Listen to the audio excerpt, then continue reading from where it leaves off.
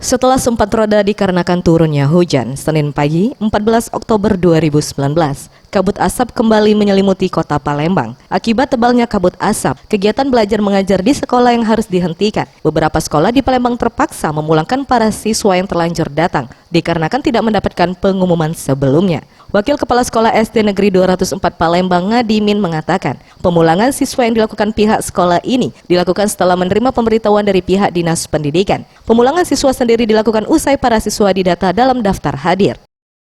Ya di absen dulu ya, sudah di absen, siapa tidak masuk sudah masuk kan, supaya mengetahui benar-benar anak yang ada datang pada hari ini. Sudah selesai kita pulangkan mengantisipasi kabut asap ini. Itu ada WA dari Diknas tadi. Sampai berapa lama kira-kira? Belum tahu, baru hari inilah.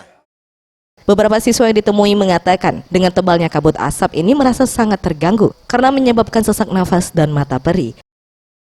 Banyak ibu, Pak. Banyak debu. Siswa apa, Pak? Sesak ya? Iya, Pak. Kalau ini kan pakai sepeda, mata macam mana? Pedes. Pedas.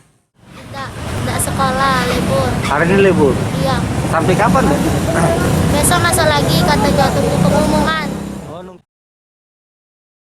Tim Liputan Sriwijaya TV.